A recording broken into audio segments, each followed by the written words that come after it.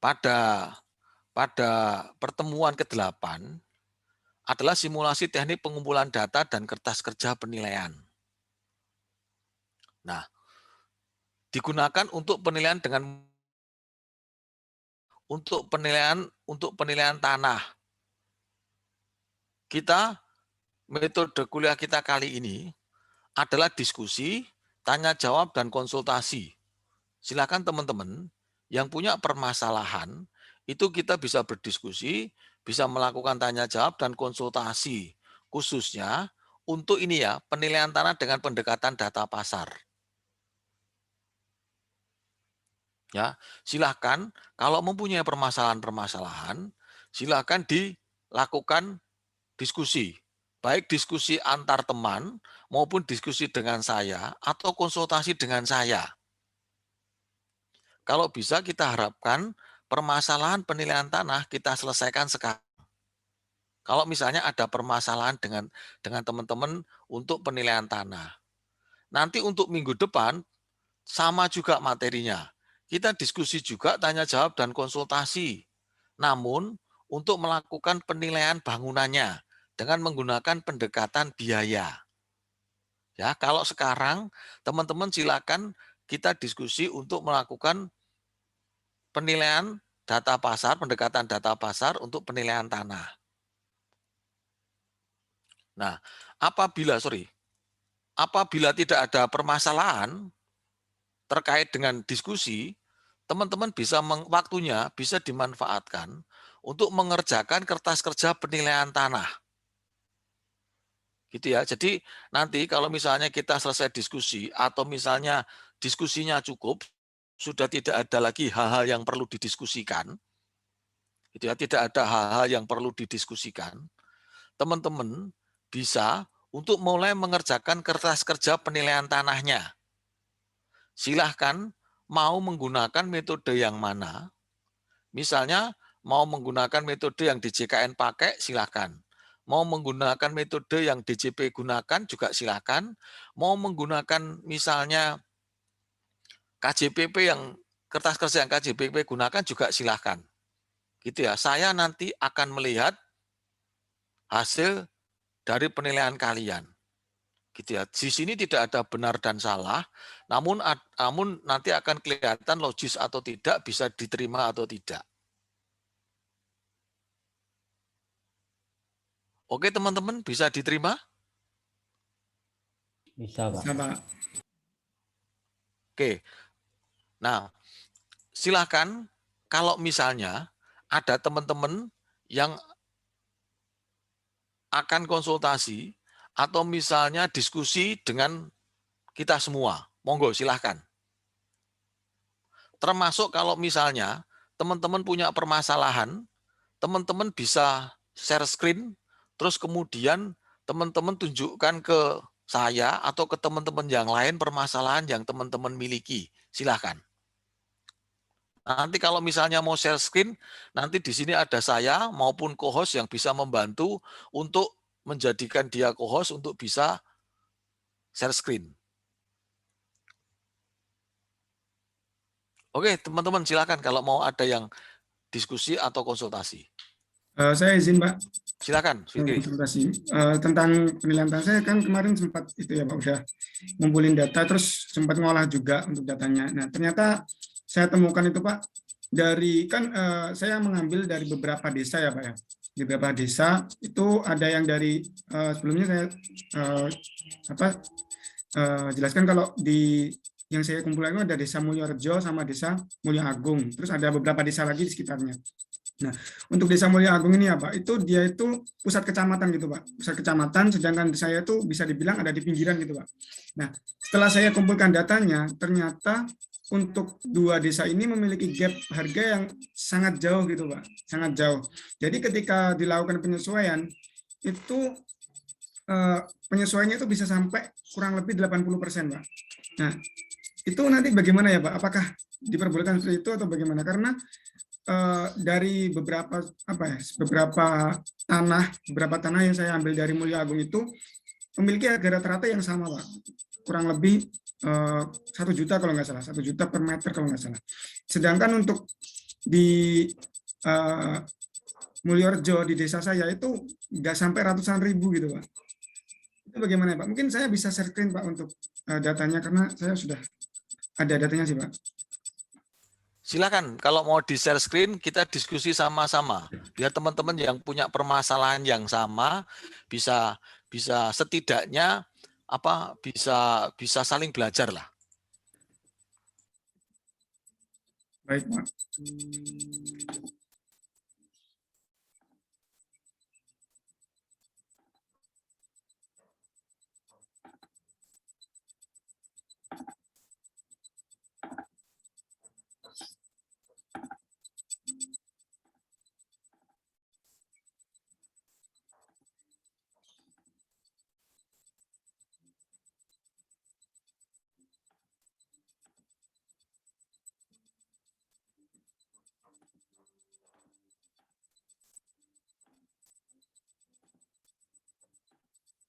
Bagus, saya terlihat Pak. Oke, udah bisa diterima ya. Nah, ini ada perbedaan harga gitu Pak yang sangat jauh sekali bisa dibilang antara yang dari Desa Mulyorejo terutama sama Mulyo Agung. Karena memang Mulyo Agung itu desanya yang itu Pak memiliki potensi yang sangat baik saat ini, yaitu sekarang ada PBU baru juga, terus dia juga pusat kecamatan, terus ada rumah sakit baru juga. Sepertinya karena faktor itu dia itu cukup cukup harganya naik gitu, sangat signifikan. Nah di sini harganya itu bisa sampai 1 juta Pak per meter persegi. Sedangkan untuk desa-desa lain kurang lebih itu hanya ratusan ribu Pak. Nah mentok-mentok itu yang ada di daerah Saringembat sama Tunggurejo ini aja yang bisa ratusan ribu, 600 ribu dan lain-lain. Sedangkan yang lain kayak Mulyorejo yang saya tinggal maksimal itu mentok-mentok 100 ribu Pak. Itu bagaimana ya Pak? Bahkan 60 ribu waktu harga transaksinya kemarin. Oke, terima kasih Fikri atas pertanyaannya. Sebelum saya jawab ke teman-teman, teman-teman bisa memberikan masukan tidak kepada Fikri, teman-teman? Mungkin teman-teman ada yang mempunyai kasus yang sama dengan Fikri, mungkin bisa memberikan masukan kepada Fikri. Silakan kalau ada teman-teman yang bisa memberikan masukan kepada Fikri. Pak, izin Pak coba berikan masukan Pak. Silakan Putu. Dit, ini kan kemarin udah sempat nyari data-datanya gitu kan. Jadi yang kamu permasalahin itu nggak semua data yang kamu dapetin kan gitu dulu pertama. Nah itu maksudnya. Jadi menurut saya sebaiknya yang sekiranya nggak masuk akal atau memang nanti pengaruhnya signifikan untuk laporan penilaian di akhir, lebih baik nggak digunakan saja karena kan Fikri juga masih punya data-data yang lain yang mendukung, yang menurut Fikri juga masih bisa diterima lah, logis gitu, penyesuaiannya dan sebagainya, sehingga nanti pengaruhnya ke nilai juga ya masih masuk akal lah untuk kita kerjakan nanti. Mungkin itu saran dari saya Pak. Terima kasih Pak. Oke, terima kasih Putu atas sarannya kepada Fikri. Oke, mungkin teman-teman yang lain, silahkan kalau misalnya ada saran kepada Fikri.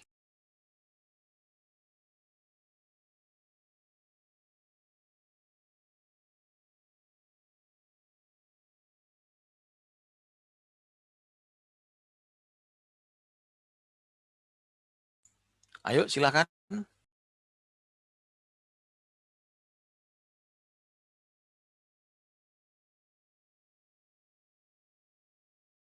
Fikri menemukan data transaksinya, itu ada berapa data? Ini sepertinya banyak sekali, Fikri. Iya Pak, lumayan banyak saya soalnya yang untuk yang penawaran, bukan sih. Saya ambilnya dari 2 sumber Pak. Yang pertama itu dari salah satu broker di Singgahan ini, terus ada yang dari Sekdes juga. Ini memang data penawaran semua Fikri ya? Atau ada sudah? yang sudah transaksi Pak, untuk beberapa data ya Pak yang atas ini. Nah itu beberapa itu ada yang tanah kafling tuh Pak, jadi beberapa itu udah laku gitu, terus ada harga lakunya berapa. Tapi ada juga yang masih penawaran kayak yang bawah-bawah ini yang tanah yang belum laku itu Pak, yang bawahnya. Oke. Kalau sebetulnya lebih enak kalau tanah yang sudah laku ya. Jadi sudah ketahuan betul apa namanya harga transaksinya berapa. Dengan catatan kalau sudah laku itu berarti memang sudah ketahuan harga transaksinya, tidak ada lagi penyesuaian menurut jenis datanya. Subjektivitasmu agak bisa sedikit berkurang. Misalnya nih, yang ditawarkan 1 juta, kamu kan nanti mau mencari lakunya berapa. Nah, untuk mencari lakunya berapa kan pasti melakukan penyesuaian. Nah, karena sudah ketahuan gitu ya, karena belum ketahuan, enak menggunakan data yang pertama untuk jenis data menggunakan data yang memang sudah laku. Terus kemudian yang kedua, Fikri sudah membuat sebaran datanya belum? Jadi data-data transaksi ini disebarkan ke dalam petamu. Jadi misalnya ada peta wilayahmu, ini transaksinya ada di plotting di peta data 1, data 2, data 3, data 4, data 5, data 6, dan seterusnya. Nah, dari seputar itu, Fikri mungkin bisa melihat gitu ya, bisa melihat sekiranya data mana yang Fikri anggap itu bisa apa ya namanya ya, mencerminkan harga pasar yang sama atau sebanding dengan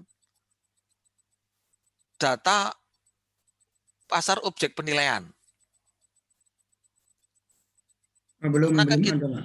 ya Kalau kan, kalau persebarannya. bisa, Belum membuat Pak yang persebaran datanya. bukan membuat sebaran data ya, membuat sebaran data. Fungsinya untuk melihat seperti itu. Jadi, oh ini terletak di jalan raya, oh ini terletak di jalan. Jadi visualisasinya menggunakan peta. Fungsinya untuk melihat, oh ini jalannya besar, oh ini jalannya kecil, oh ini masuk gang, oh ini terletak di di ibu kota kecamatan, terletak di ibu kota kecamatan sehingga mempunyai nilai yang tinggi. Nah, betul tadi saran si Putu, saya juga sepakat bahwasanya tidak semua data Fikri gunakan, tapi ambillah data yang memang benar-benar bisa mencerminkan kondisi pasar dari objek penilaian yang Fikri lakukan. Jadi kalau misalnya terdapat data pasar yang nilainya 1 juta memang berbeda jauh gitu ya, itu sementara diabaikan dulu karena Fikri masih mempunyai data yang lain yang bisa dimanfaatkan untuk melakukan penilaian pendekatan data pasar yang disesuaikan dengan lokasi objek penilaian. Jadi sebetulnya di sini adalah kuncinya adalah lokasi dan aksesibilitas. Lokasi karena letaknya ada di mana, yang satu ada di dekat kecamatan, ibu kota kecamatan, yang satu misalnya agak jauh. Terus kemudian aksesibilitas, karena dekat ibu kota kecamatan, maka kemudahan untuk mencapai Central Business District atau fasilitas umum dan fasilitas sosial lebih mudah. Sedangkan Fikri lebih jauh, sehingga akan ada penyesuaian yang mengakibatkan perbedaan. Oke, kalau misalnya ada teman-teman yang mau memberikan masukan yang lain, silakan. Sudah saya berikan beberapa masukan.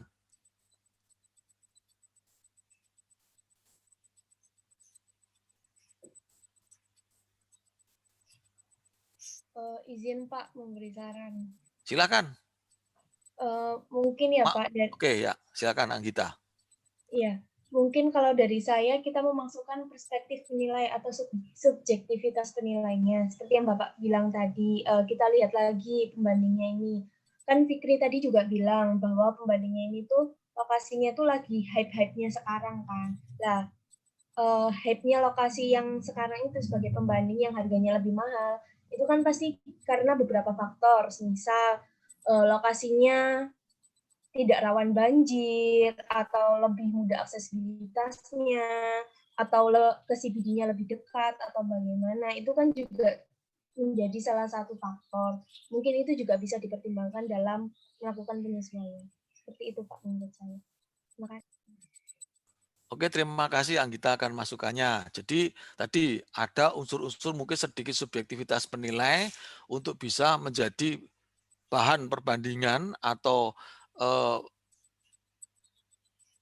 apa namanya pemikiran Fikri supaya nanti nilainya bisa disesuaikan dengan kondisi objek penilaian yang Fikri nilai. Mungkin ada teman-teman yang lain, silakan teman-teman. Kita diskusi, kita sama-sama memberikan masukan kepada teman-teman. Kalau misalnya ada kasus yang sama, teman-teman bisa belajar dari kasusnya Fikri.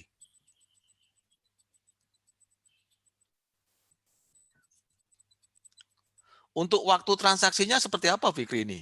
Maksudnya gini, ini waktunya transaksi baru-baru ini atau mungkin ada penyesuaian menurut waktu?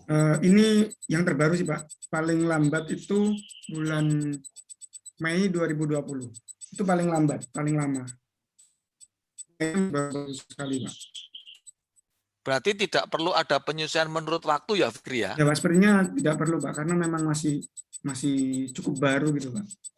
Oke, berarti tidak perlu ya. Udah, berarti datamu sebetulnya diambil aja beberapa data gitu ya. Kan data pasar minimal 3 data gitu ya. Ini kan datanya lumayan banyak. Kalau saya pribadi lebih cenderung menyarankan ambil aja yang dari jual beli yang memang sudah terjadi sehingga tidak perlu lagi ada penyesuaian. Terus kemudian nah, terkait dengan harga transaksi per meter saya tidak tahu ini juga variasi nilainya Fikri. Ada yang 70.000 per meter, ada yang 200, oh karena beda desa ya, sehingga ada yang 295. Nah, sedangkan kalau di Fikri desanya masuk di mana? Di Mulyorejo Pak. Di Mulyorejo. Misalnya kita ambil dari Mulyorejo, ini juga sudah ada yang bagus, ada yang nilainya 40.000 per meter, ada yang nilainya 37 per meter, ada yang nilainya 40 per meter, ini cukup bagus. Terus ada kalau misalnya agak mau nambahin lagi yang 66 itu masih boleh gitu ya. Apa yang membedakan nilai per meter ini Fikri? Maksudnya gini, kenapa dia ada yang nilainya 40, ada yang jomplang 18, ada yang naik lagi 75? Secara apa ini? Yang pertama, ada beberapa faktor sih Pak. Yang pertama itu lokasi. Jadi desa ini itu ada yang dekat sama jalan raya, terus ada istilahnya gunung gitu Pak. Gunung, jadi agak naik, itu jalannya jauh, cukup jauh, kurang lebih 3-4 kilo mungkin, bahkan lebih untuk jaraknya. Nah itu mungkin yang seperti itu agak harganya cukup rendah gitu Pak. Dan yang 18 ini kalau nggak salah ini dia itu tanah ladang Pak. Tanah ladang dan itu bukan tanah residensial memang. Ya. Nah, diusahakan mencari tanah residensial ya. Diusahakan mencari tanah residensial, karena kalau tanah ladang pun, saya nggak ngerti, tanah ladang itu bisa digunakan nggak untuk bangun? Secara RT RW boleh nggak? Untuk RT RW sepertinya boleh Pak, tapi untuk keadaan lokasi sepertinya sangat tidak memungkinkan Pak. Soalnya dari desa yang saya bilang tadi di gunung itu Pak, ya, itu masih naik lagi sangat jauh gitu Pak. Oke, berarti agak jauh ya. Memang saya nggak ngerti kalau maksudnya gini. Kalau kadang-kadang di desa itu kan bangun aja gitu ya, nggak lihat itu tanah pertanian atau tanah ladang atau tanah apa. Padahal kan sebetulnya kalau secara RT RW itu kalau memang jalur hijau ya memang sebetulnya nggak boleh dibangun gitu ya. Karena kalau orang desa kan punyanya ladang, punyanya itu ya diuruk aja, atau kalau mau bangun ya bangun aja gitu loh. Maksud saya seperti itu. Nah, apakah kondisinya itu bisa dipersamakan dengan tanah pekarangan? Kalau di kota kan yang boleh dibangun kan tanah pekarangan apa bisa gitu ya. Tapi ternyata di desa sebetulnya bisa, hanya secara lokasi saja yang jauh. Oke, masih adakah yang memberikan masukan kepada Fikri teman-teman? Silakan. Pak, saya mau kasih saran lagi Pak. Silakan Putu. Mungkin kalau apa namanya, kan tadi Mbaknya juga sudah sempat bilang bahwa mungkin range nilai yang harga transaksi per meter persegi yang tidak terlalu jauh itu bisa dipakai. Kemudian Betul. bisa juga menambahkan penyebab dari kenapa dia nilainya itu di sekitaran itu, misalnya dari faktor lokasinya, ukurannya, sehingga bisa terlihat nanti kenapa nilai per meter perseginya itu bisa berada di range itu gitu. Kemudian juga apa namanya, lokasi yang dipilih paling tidak mencerminkan lokasi objek properti yang Fikri nilai. Misalnya di Mulyorejo berarti ya di sekitar Mulyorejo itu diambil tanahnya seperti itu. Terima kasih, Pak. Oke, terima kasih Putu. Setuju saya dengan Putu. Jadi diambil aja di sekitar Mulyorejo, karena memang nanti kalau diambil di desa sekitarnya di Mulya Agung terlalu apa namanya, penyesuaiannya terlalu besar. Seperti yang dikatakan oleh Anggita tadi, mungkin bisa jadi kenaikan ini karena memang baru booming. Baru booming karena ada rumah sakit baru atau ada fasilitas sosial dan fasilitas umum yang baru sehingga nilainya naik. Sama dengan ada jalan tol baru, ada pembukaan lahan-lahan bandar udara yang baru kalau di Jogja gitu ya, menyebabkan sekitar Yogyakarta itu juga di Bandar Udara New Yogyakarta International Airport juga naik. Nah, modelnya seperti itu, Fikri. Kalau baru booming seperti itu, ya kita belum tahu nanti nilainya akan berhenti di kisaran berapa, mungkin akan naik terus. Seperti itu sarannya, Fikri. Baik Pak, terima kasih banyak untuk sarannya Pak dan juga teman-teman tadi Anggit dan juga Radit untuk sarannya. Nanti mungkin saya bisa olah lagi dan dengan mempertimbangkan faktor-faktor lain juga karena ini masih bisa bilang cukup terbatas untuk datanya gitu Pak. Oke, terima kasih Fikri. Nanti sambil dibuat ya, sambil diolah lagi datanya biar menjadi lebih baik. Baik Pak, terima kasih. Saya izin stop share screen Pak. Oke, teman-teman, masih adakah teman-teman yang akan diskusi lagi? Silahkan teman-teman. Pak, saya mau tanya, Kalau Pak. teman-teman punya, oke, silakan Putu. Mungkin gini, Pak. Tadi kan Bapak menyampaikan sebaiknya memang menggunakan data transaksi supaya penyesuaiannya itu bisa lebih diperkecil sehingga subjektif kita dalam menilai bisa ditekan, kan begitu ya. Tetapi di wilayah saya ini untuk mencari data transaksi itu sangat sulit, Pak. Jadi kebanyakan data penawaran seperti itu. Kalau misalnya kita kombinasikan, nanti bersyukurlah dapat saya data transaksinya, itu kita kombinasikan antara data transaksi dan data penawaran, itu enggak masalah kan Pak ya dalam menggunakannya? Loh, tidak masalah Fikri, Putu. Jadi gini Putu, kenapa saya berikan saran seperti itu kepada Fikri? Karena Fikri menemukan data transaksi jual beli yang sudah terjadi. Saya berikan seperti itu. Mencari data transaksi jual beli yang sudah terjadi, pengalaman saya itu sangat sulit sekali, Fikri, Putu. Yang sering saya dapatkan adalah data penawaran. Saya dulu, waktu masih melakukan penilaian gitu ya, saya dulu pertama kali masuk di DJP tahun 99, saya tahun 2001 dan seterusnya sudah mencari data pembanding seperti itu. Waktu itu PBB P2 masih di DJP dan saya tugasnya mencari data transaksi seperti itu untuk satu kelurahan atau satu kecamatan. Waktu itu saya tugas di KPP BB Jakarta Pusat, terus lebur jadi Jakarta Pusat 1. Saya mencari data-data di Kecamatan Sawah Besar, di Mangga 2 Selatan, terus kemudian di Gunung Sahari Utara, terus di Pasar Baru. Nah, itu mencari data-data seperti itu dan sangat sulit sekali butuh untuk menemukan data transaksi yang sudah terjadi. Kalau kita mendapatkan data itu biasanya data dari notaris. Data dari notaris pun jarang ada yang jujur, sangat jarang ada yang jujur untuk data transaksi. Data dari notaris yang saya dapatkan adalah data yang sesuai dengan SPPT PBB atau kalau enggak dinaikkan sedikit. Misalnya di SPPT PBB, NJOP jalan ini adalah 1 juta. Mereka akan menaikkan sedikit jadi 1.050.000 atau 1.100.000 misalnya. Padahal di lapangan, kalau data penawaran di jalan itu bisa jadi harganya sekitar 1,5 juta sampai dengan 2 juta kalau dari data penawaran.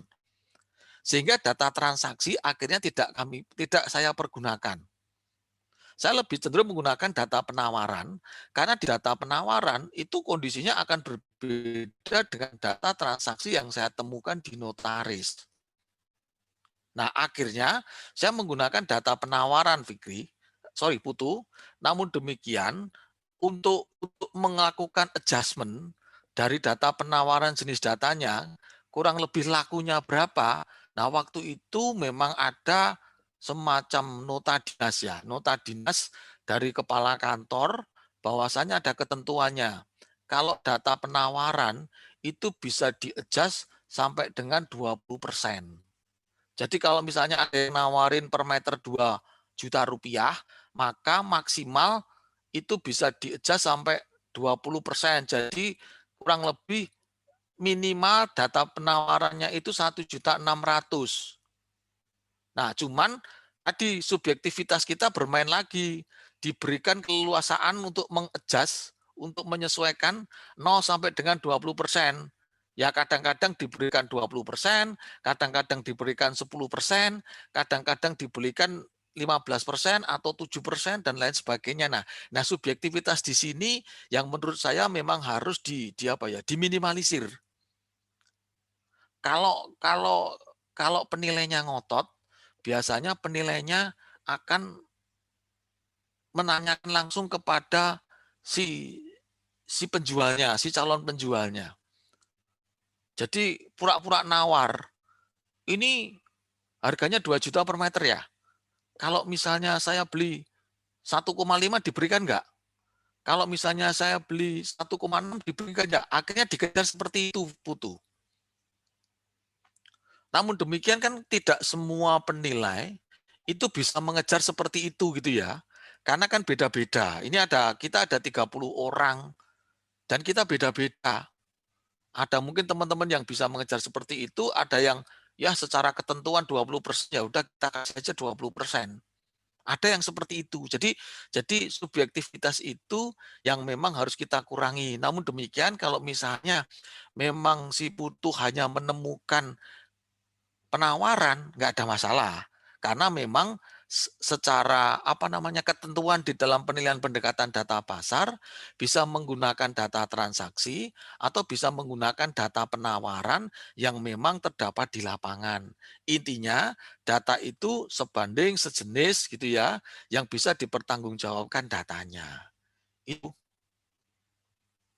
Baik Pak, dapat dimengerti Pak. Terima kasih Pak. Oke, terima kasih ya. Oke, teman-teman yang lain silahkan.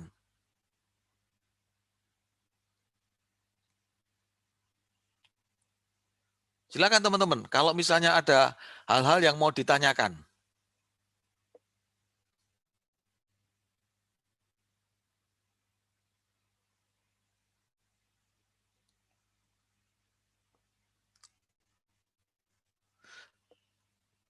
Teman-teman di sini, apakah ada yang belum mendapatkan data transaksi atau penawaran, saya tanya.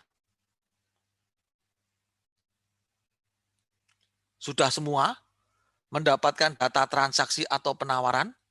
Apakah ada yang belum mendapatkan data transaksi atau penawaran?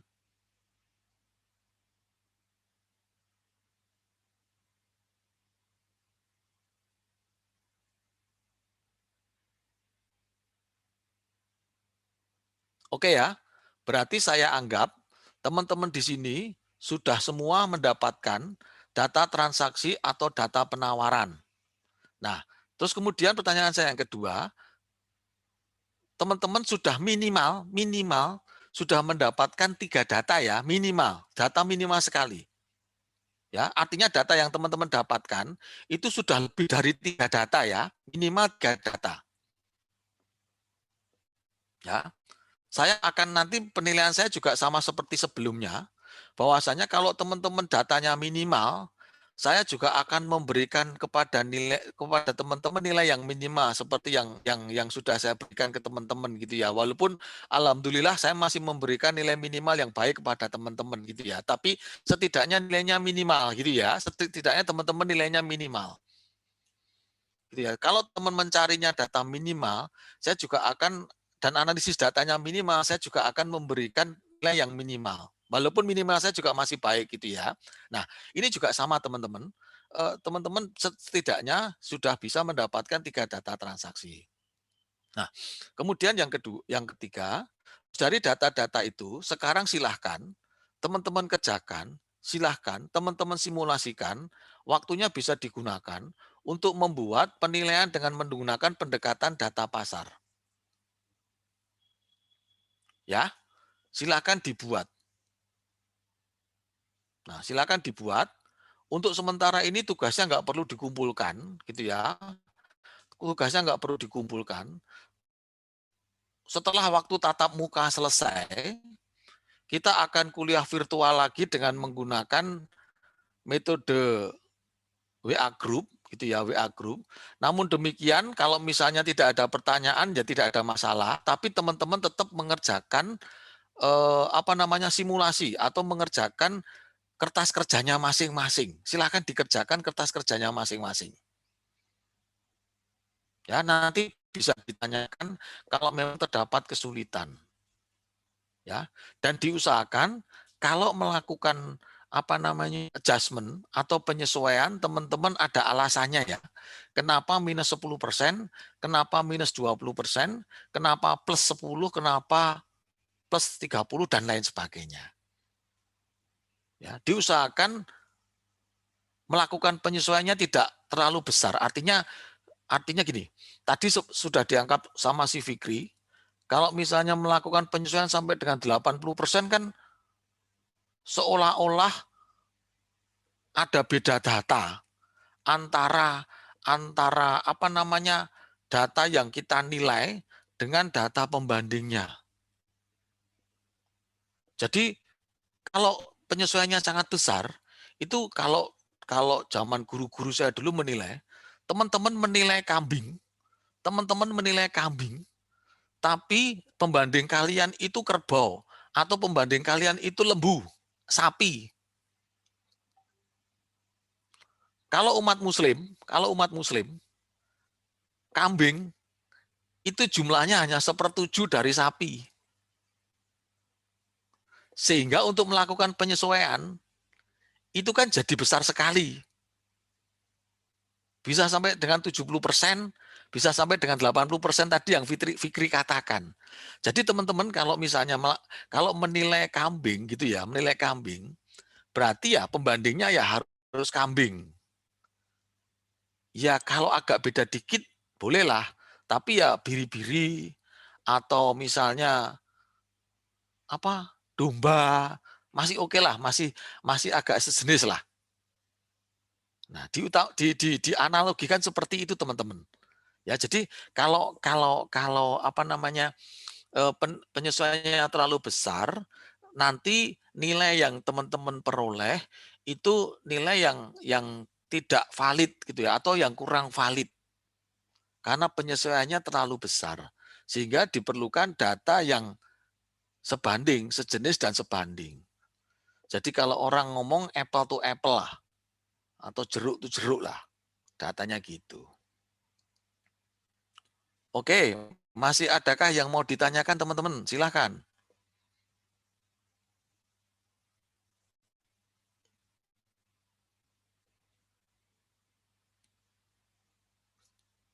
Izin bertanya, Pak. Silakan, Cynthia. Saya ingin memastikan aja, Pak. Kalau misalnya nih data pembanding properti rumah kita itu nggak apple to apple kayak Bapak bilang tadi di area sekitar lingkungan kita, tapi properti kita miripnya di luar lingkungan kita gitu, Pak. Tapi kan udah ada penyesuaian interest sama pasarnya gitu kan, Pak, di antara di daerah kita sama daerah luar gitu. Kalau begitu bagaimana ya, Pak? Kasusnya seperti apa, Cynthia?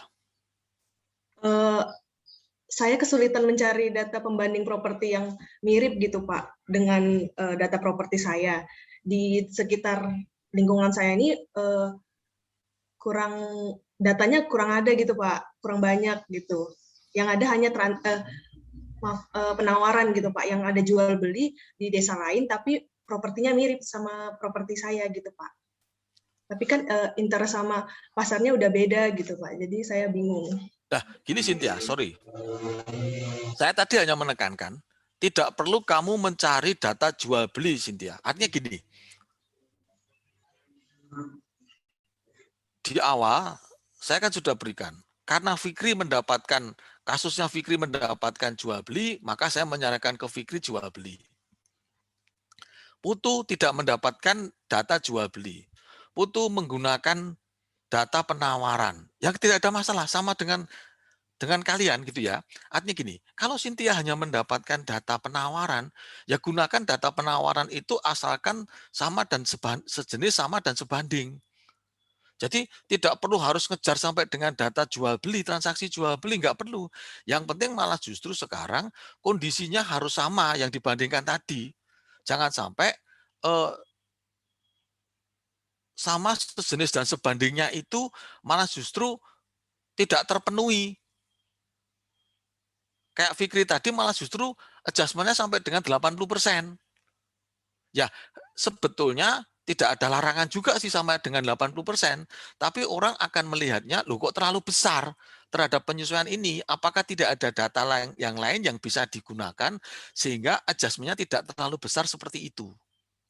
Itu sih. Nah, dalam hal tidak ditemukan data di wilayah seperti itu, ya masih diperkenankan untuk melakukan penilaian, masih diperkenankan. Cuman memang syaratnya adalah penilai memang sudah secara maksimal untuk mendapatkan data di seputar lingkungan tersebut. Kalau sudah maksimal dan nggak dapat data, ya apa boleh buat. Data itu masih bisa digunakan untuk melakukan penilaian. Mungkin itu Cynthia yang bisa saya berikan. Berarti karakter fisiknya nggak terlalu berpengaruh ya Pak, kalau misalnya areanya nggak dekat gitu ya Pak? Harus area. Maksud karakteristik fisik gimana? Kayak tadi mirip karakter fisik properti gitu Pak. Saya dengan pembanding itu yang mirip kan di desa lain. Betul. Jadi kurang, maksudnya ya bisa disesuaikan gitu. Yang penting kesesuaian lingkungan gitu Pak. Lingkungan kita mirip. Semuanya bisa disesuaikan ya. Namun demikian penyesuaiannya itu, adjustment-nya itu besar atau tidak, sebetulnya kuncinya di situ. Walaupun gini, walaupun sebetulnya kita tidak boleh ngomong besar atau tidak. Tapi ini gini, kita ngomongnya dalam tanda kutip ini nggak resmi ya. Saya ngomongnya nggak resmi ya. Besar atau tidak ini kan hanya bahasa kita, sesuai atau tidak. Tapi intinya kalau kita melihat penyesuaian yang besar, berarti tidak miripnya itu kan besar. Tapi kalau penyesuaiannya kecil, itu kan berarti miripnya itu semakin baik gitu loh. Kalau misalnya gini, penyesuaian minus 80% sama dengan minus 10%, kan berarti kalau minus 10% itu kan berarti objek pembandingnya hampir menyerupai objek penilaiannya. Sehingga data yang kamu gunakan untuk melakukan penyesuaian itu bagus. Sedangkan karena minus 80%, berarti data pembanding yang kamu gunakan untuk membandingkan dengan data penilaian itu berbeda jauh. Tadi, kamu melakukan penilaian kambing, loh kok datamu yang kamu ambil sampelnya sampel sapi atau lembu. Gede banget ini penyesuaiannya. Untuk dikecilkan jadi kecil. Itu Cynthia, gambarannya seperti itu. Nah, memang penyesuaian itu akan menyangkut banyak faktor. Faktor fisik, faktor lingkungan, kemudian faktor aksesibilitas, lokasi, dan lain sebagainya itu nggak ada masalah. Kalau penyesuaian terhadap semua faktor-faktor itu, kalau memang kamu hanya menemukan objek yang memang jauh jaraknya dengan objek penilaian, namun secara apa ya, penyesuaian akan memberikan data yang sama, sejenis, dan sebanding. Itu Cynthia penjelasan saya. Baik Pak, bisa dipahami. Terima kasih Pak. Ya, oke. Oke teman-teman, silakan lagi kalau misalnya ada yang mau ditanyakan lagi.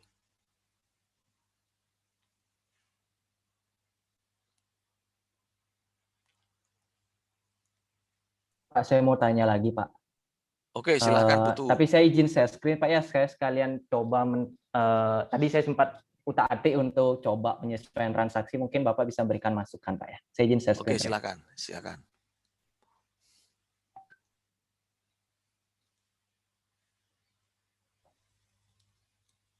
Apakah sudah terlihat Pak ya untuk filenya? Oke, udah. Jadi gini Pak, saya mencoba untuk tadi untuk menyesuaikan jenis transaksi karena kan ada yang penawaran dan transaksi. Katakanlah data yang saya temukan seperti ini Pak. Saya menemukan satu penawaran, kemudian 2 transaksi seperti itu Pak ya. Oke. Kemudian untuk yang transaksi kan karena dia sudah transaksi itu harganya 190, terus penawarannya dia 200 gitu Pak ya.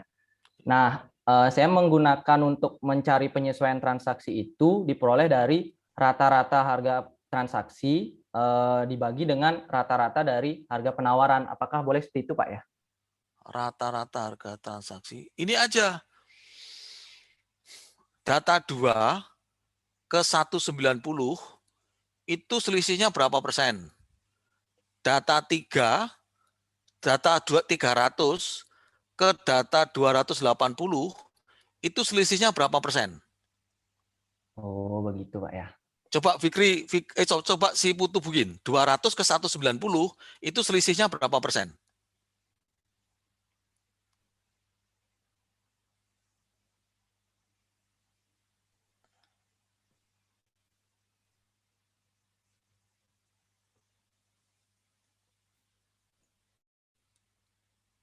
Nah, terus Ini Pak. itu di rata-rata. Oh, ini yang langsung dirata-ratain Pak ya? Coba itu kamu rata-rata berapa? 2 itu di rata-rata. Tapi sebaiknya datanya lebih banyak biar bagus. Coba ini contoh aja. Coba Iya, itu betul. 0,5 ditambah dibagi 2. Ini Pak. Berapa? Nah, terus atasnya penawaran itu berarti dikurangi 0,05. Penawaran yang ini Pak. 100, yang 100. 100 ini, angka 100, penawaran 100, Iya. dikurangi rata-ratanya. Nah, Oh, dikurangi dikurangi, rata-rata ini. ya, betul, itu. Tapi nambah jadinya dia Pak ya? Karena ini penyesuaiannya. Oh, ditambah, berarti ditambah. ditambah, berarti tambah. Nah, karena itu kan minus, ya.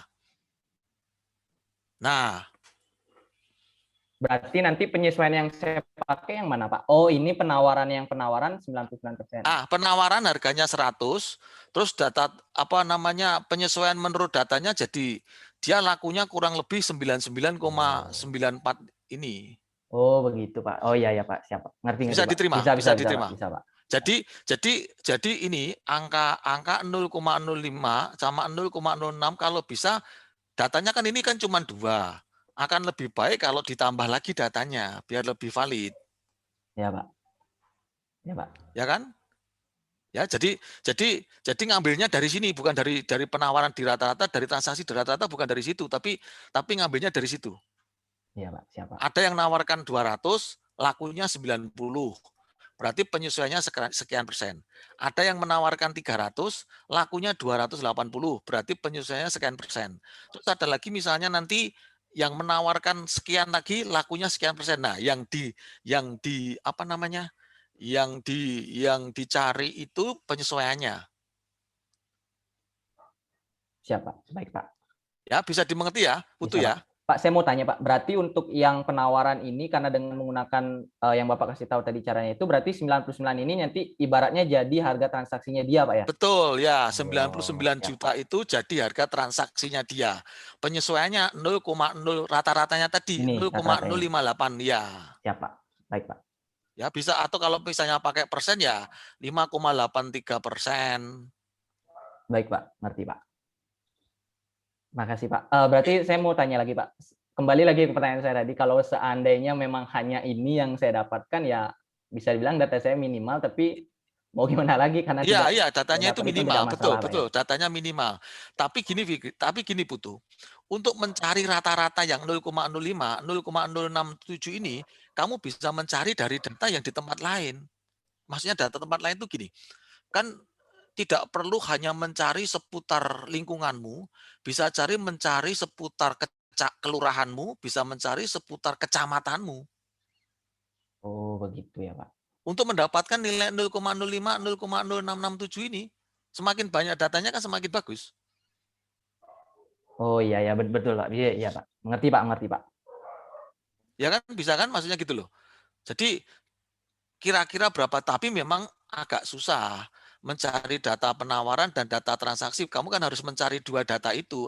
Ada Ya. yang jual 200, lakunya 170, itu kan susah. Tidak mudah gitu loh, maksud saya tidak mudah. Tapi itu yang Bapak katakan bisa dibilang opsi untuk memperbanyak data supaya datanya lebih bagus kelihatan gitu, Pak. Betul, betul, betul.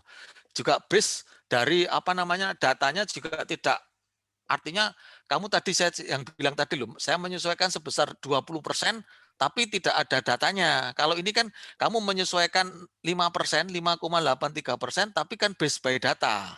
Oh ya, Pak. Baik, Pak. Jadi, sorry, tidak hanya omong kosong kamu ngomongnya gitu loh, tapi kamu bisa tunjukkan ke saya. Ini loh, saya Pak menyesuaikan 5% ini karena ini penyesuaiannya 5%, ini penyesuaiannya minus 6,67%, sehingga rata-ratanya 5,83%, sehingga penawaran saya kurangi sekian, Pak. Iya, Pak. Mengerti, Pak. Ya, bisa diterima ya? Bisa, Pak. Oke. Terima kasih, Pak, atas masukannya, Pak. Oke, terima kasih Putu. Saya Oke. stop share, Pak ya. Ya. Bisa dimengerti teman-teman semua? Ya, caranya mencari penawaran untuk data transaksi seperti itu. Jadi tidak hanya subjektivitas penilai atau professional judgment dari penilai, langsung ini saya minus 5%, Pak, ini saya minus 10%, Pak. Tapi kayak Putu tadi, ya walaupun datanya kecil-kecilan cuma 2, setidaknya ada data pendukung lah. Tapi kalau Putu bisa lengkapi lebih banyak lagi, maka akan datanya lebih sempurna lagi. Itu teman-teman contohnya seperti itu. Oke, masih adakah yang mau ditanyakan?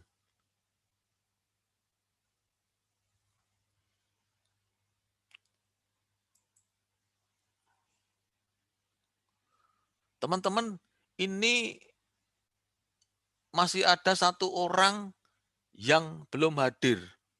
Pri Anggita Nur Hikmawati. Pak. Ada Anggita? Oh, belum absen ya Anggita? Tadi masih gagal, Pak. Oke, nanti saya absenin.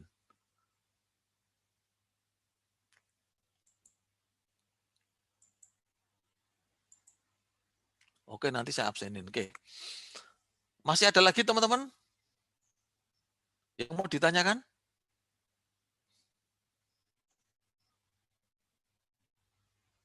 Oke ya, kalau misalnya teman-teman sudah tidak ada lagi hal yang perlu ditanyakan, sekarang waktunya silahkan dimanfaatkan untuk mengerjakan simulasi atau kertas kerja penilaian dengan menggunakan pendekatan data pasar untuk penilaian tanahnya.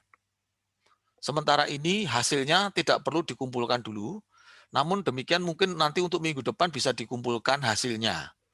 Gitu ya, hasil dari pekerjaan ini gitu ya. Nanti beserta dengan saya barengkan aja sekalian dengan penilaian dengan pendekatan biaya untuk minggu depan untuk melakukan penilaian bangunannya. Jadi biar ngumpul tugasnya sekalian. Tapi tetap minta tolong teman-teman waktunya dimanfaatkan untuk mengerjakan ini ya, mengerjakan penilaian dengan menggunakan pendekatan data pasar ya. Masih ada waktu sampai dengan nanti jam 10, 1,5 jam gitu ya, silakan dimanfaatkan. Karena memang ini banyak belajar dan tugas mandiri untuk yang setelah UTS ini gitu ya teman-teman ya. Jadi silakan dimanfaatkan. Oke teman-teman, sudah tidak ada lagi yang mau ditanyakan? Belum ada sebenarnya, Pak. Benar ya, nanti kalau misalnya ada pertanyaan silakan lewat WA Group. Mungkin kuliah menggunakan metode Zoom ini saya akhiri teman-teman. Silakan waktunya dimanfaatkan untuk mengerjakan tugas, untuk mengerjakan penilaian dengan menggunakan pendekatan data pasar. Saya akhiri kuliah dengan Zoom. Wabillahi taufik wal hidayah. Wassalamualaikum warahmatullahi wabarakatuh. Waalaikumsalam.